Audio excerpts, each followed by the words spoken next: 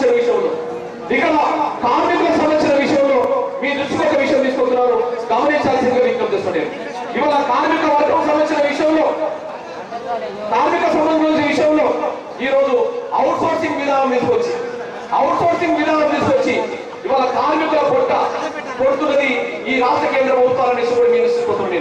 గ్రామీణ ప్రాంతాల్లో శుభ్రంగా ఉండాలంటే, పట్టణ ప్రాంతాలు శుభ్రంగా ఉండాలంటే ఏ కార్మిక వర్గం నిరంతరం సేవ చేయాలి?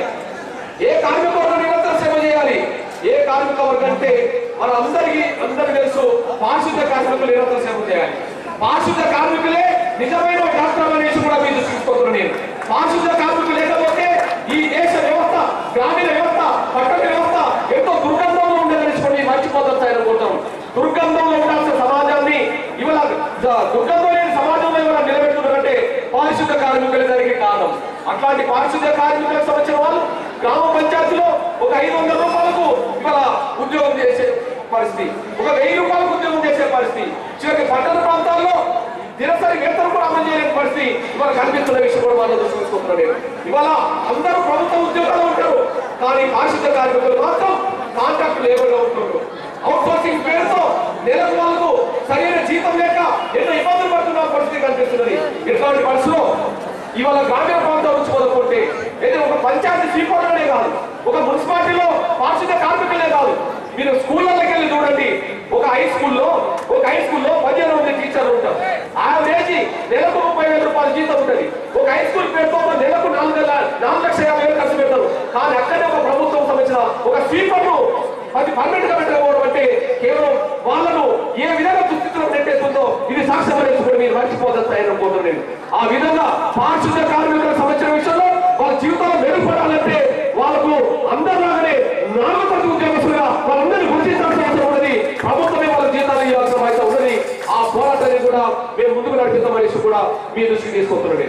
అదే సమయంలో ఉపాధి హామీ పథకం మీ అందరూ చెప్తున్నా నేను, గ్రామీణ ప్రాంతాల్లో ఉపాధి హామీ పథకం ఏదైతుందో ఆ హామీ పథకం వచ్చిన తర్వాత మరి వాళ్ళకు సంవత్సరం సరిపడే ఉపాధి దొరుకుతున్నదా? ఆ ఉపాధికి అనుగుణంగా నిజంగా వాళ్ళ గౌరవేతనం దక్కుతున్నదంటే సంవత్సరం సరిపడే ఉపాధి లేదు. అదే సమయంలో వాళ్ళకు గౌరవేతనం లేదు. ఆ విధంగా 100 రోజులు పని చెప్పి 360 రోజులు ఆ పనిలోనే ఆ దాంట్లోనే వచ్చిందే బతుకమని చెప్తున్నది. 100 రోజులు పని చెప్పి 360 రోజులు ఆ కుటుంబం ఎట్లా కడుతుంది? వీళ్ళ గ్రామీణ ప్రాంతాలు అభివృద్ధిలోకి వస్తున్నాయంటే, గ్రామ ప్రాంతాలు అభివృద్ధి చెప్తున్నాయంటే ఉపాధి హామీ కార్మికుల శ్రమ కూడా అందులో సాగున్నది. కానీ శ్రమకు తగ్గ ఫలితం మాత్రం ఆ ఉపాధి కార్మికులకు దక్కలేదనేసి కూడా మరి దక్కేలా చేయాల్సింది పాల్గొన ఉంటే వాళ్ళు చేస్తలేరు. ప్రతిపక్ష పార్టీలు వాళ్ళు చేయించట్లేదనేసి కూడా మర్చిపోతారు. అదే సమయంలో అంగన్వాడీ టీచర్లకు సంబంధించిన విషయంలో మరో ఎట్టి పని వాళ్ళే అంగన్వాడీ టీచర్లు ఆయాలనేసి కూడా మీ దృష్టి తీసుకుంటున్నాను.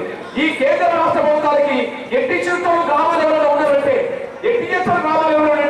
నిజంగా పారిశుద్ధ కార్మికుల తర్వాత అంగన్వాడీ టీచర్లు ఆయనతోటే ఈ కేంద్ర రాష్ట్ర ప్రభుత్వాలు ఎట్టి చేసుకుంటున్నాయి. ప్రతి పని వాళ్ళకి తప్ప పనికి తగ్గ గౌరవేతనము అనేసి కూడా మీరు మర్చిపోతారు. పనికి తగ్గ వాళ్ళకు గౌరవేతనము వాళ్ళకి ఇవ్వట్లేదు కాబట్టి వాళ్ళు ఎంతో ఉద్యమాలు చేస్తున్నారు. ఇవాళ హైదరాబాద్ లో అంగన్వాడీ టీచర్లు ఆయాలకు సంబంధించిన ఉద్యమాలు ఎన్నో జరిగినాయి.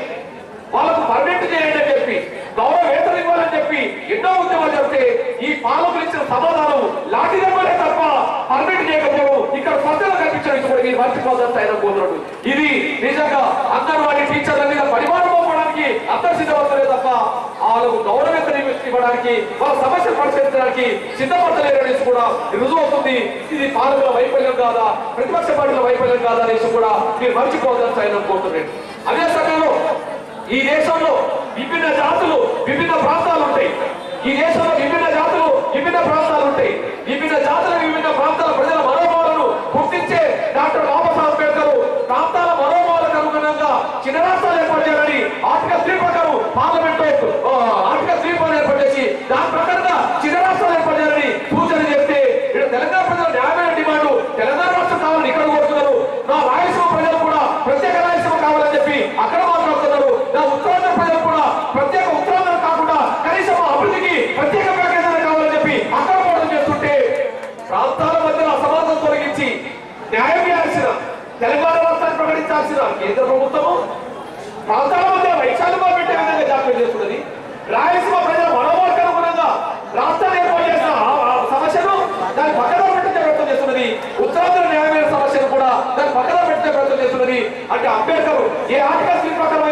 జాతుల సమస్యని, ప్రాంతాల సమస్యని, అసమానత తొలగించడానికి పరిష్కరించడానికి ఆర్టికల్ 3 వారు ఏర్పాటు చేస్తే ఆర్టికల్ 3ని ఉపయోగించుకోకుండా దాన్ని పక్కన పెట్టి ఇవాళ ప్రాంతాల మధ్య వైషమ్యాలు పెంచే విధంగా, ప్రాంతాల ప్రజల మధ్య ఘర్షణ జరిగే విధంగా వ్యవహరిస్తున్నాయి తప్ప సమస్యను పరిష్కరించడం విఫలమవుతుందనడానికి ఇది సాక్ష్యం అనేది కూడా మీరు మర్చిపోవద్దని కోరుతున్నారు.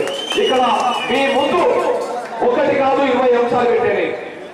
మీకు అది పేపర్లో ఇప్పుడు అవసరం కూడా నోట్ కూడా వస్తుంది. మీ ముందు నేను ఒకటి కాదు 20 అంశాలు పెట్టేది.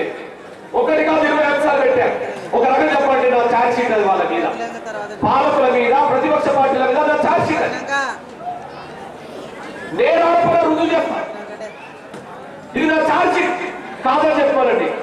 ₹1 పాలకులని వర్గీకరణ సమస్య కోసం 20 ఏళ్ళు ఎందుకు ఉద్యమం చేయాలి? అన్ని పార్టీలు ఒప్పుకొని, కమిషన్ ఒప్పుకొని, కేంద్ర ప్రభుత్వం పెండింగ్ లో పెట్టి ఈ సమస్యను పరిష్కరించకపోతే ఇది వైఫల్యం కాకపోతే ఇంకేమవుతుంది?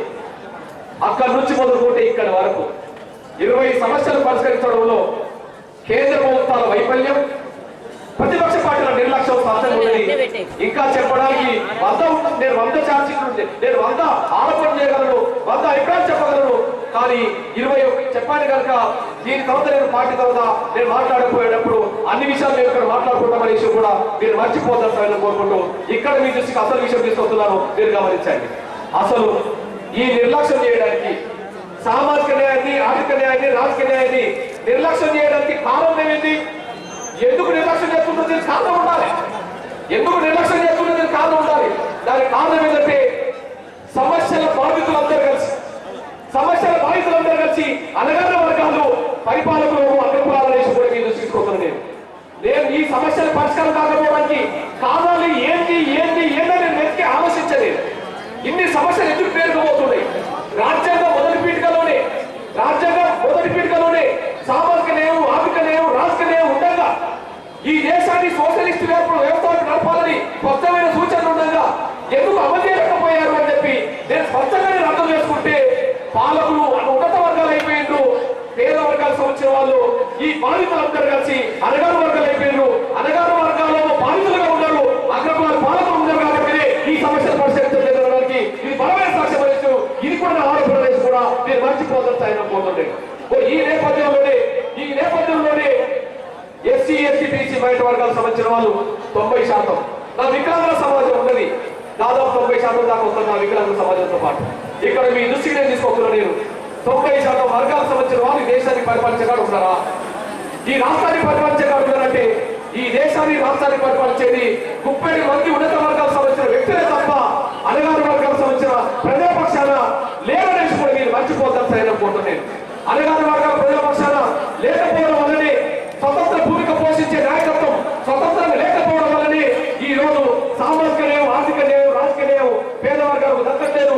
అందుకనే ఈ దేశంలో 65 సంవత్సరాల ఖర్చుగా కూడా సోషలిస్ట్ వ్యవస్థ ఏర్పడాల్సింది పోయి సోషలిస్ట్ వ్యవస్థకు వ్యతిరేకమైన వ్యవస్థనే ఇక్కడ రూపుదాల్సిందనేసి కూడా మీరు మర్చిపోతని నేను సవినంగా మీ అందరూ విజ్ఞప్తి చేస్తున్నాను.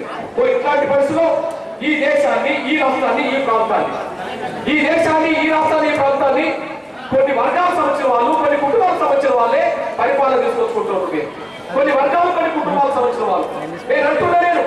ఇక్కడ ఉన్న కొన్ని వర్గాలు, కొన్ని కుటుంబాలు నాయకుడైతే ఎదుగుంటాడో ఆ తర్వాత ఆయన యొక్క కార్యకర్త ఎదగకుండా, అతను అనుసరించే నాయకుడు ఎదగకుండా కుటుంబ సభ్యులు ఎదుగా తీసుకొచ్చుకునే పరిస్థితి కనిపిస్తున్నది.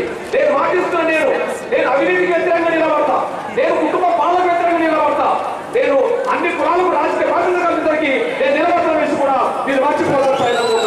రాజకీయ అవినీతికి వ్యతిరేకంగా, రాజకీయ కుటుంబ వ్యవస్థకు వ్యతిరేకంగా, అక్రమ ఆధిపత్యానికి వ్యతిరేకంగా, అదే సమయంలో కుటుంబ పాలనకు వ్యతిరేకంగా నా జీవితకాలం పాటు పోరాటం చేస్తా.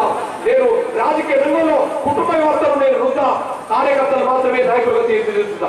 అవినీతి విషయంలో రాజకీయ నాయకులు అవినీతికి ఆమడ దూరం ఉంటాం, వారు అవినీతిని అరికట్టమే తప్ప మేము అవినీతికి మాత్రం చాలా దూరంగా ఉంటాం. దాని అరికట్టం అనేసి కూడా మీ దృష్టికి నేను తీసుకొస్తున్నాను. నేను ఈ నేపథ్యంలోనే ఇంకొక విషయం ఏంటంటే ఇక్కడ కొన్ని రాజకీయ పార్టీలపై సవాలిస్తుంటున్నా. నేను చంద్రబాబు నాయుడు సవాలిస్తుంటున్నా, రాఘవ్ గారికి సవాలిస్తుంటున్నా, నారాయణ గారికి సవాలిస్తుంటున్నా, అదే సమయంలో చంద్రశేఖరరావు గారికి సవాలిస్తుంటున్నా, వెంకయ్యనాయుడు గారికి సవాలిస్తుంటున్నా.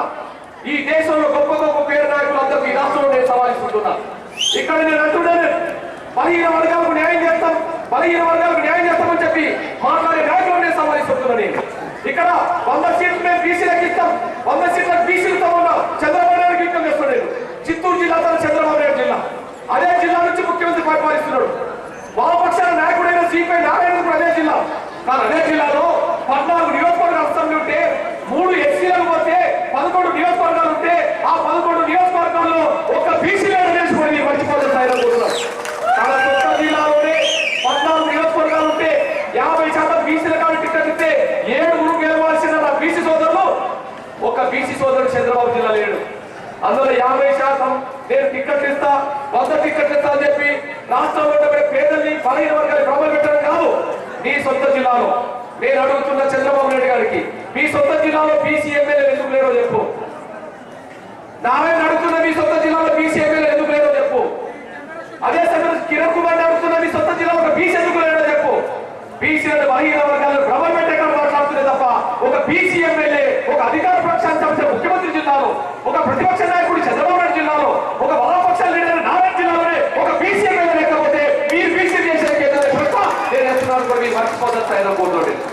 ఇవల్ల సిపిఎం పార్టీ నాయకుడు రాఘవులు గారు, సిపిఎం పార్టీ నాయకుడు రాఘవులు గారు, రాఘవులు గారు సొంత జిల్లాలో 12 నియోజకవర్గాలు ఉంటే ఆ 12 నియోజకవర్గాల్లో ఒక బీసీ ఎమ్మెల్యే లీడర్ వేసి కూడా మీరు మర్చిపోతారు ఆయన కోరుతున్నాడు. రాఘవులు గారు సొంత జిల్లా ప్రకాశం జిల్లా, ఆ ప్రకాశం జిల్లాలో ఒక బీసీ సోదరుడు కూడా ఎమ్మెల్యే లీడర్ వేసి కూడా మీ దృష్టికి నేను తీసుకొస్తున్నాను. అంతేకాకుండా మీ దృష్టికి నేను తీసుకొస్తున్నా ఇవాళ వెంకయ్య నాయుడు గారు దేశ రాజకీయాల్లో కీలకమైన పాత్ర వహిస్తున్నాడు. ఆ దేశ నాయకత్వం కీలకమైన పాత్ర వహిస్తున్న ఆ వెంకయ్య నాయుడు జిల్లాలో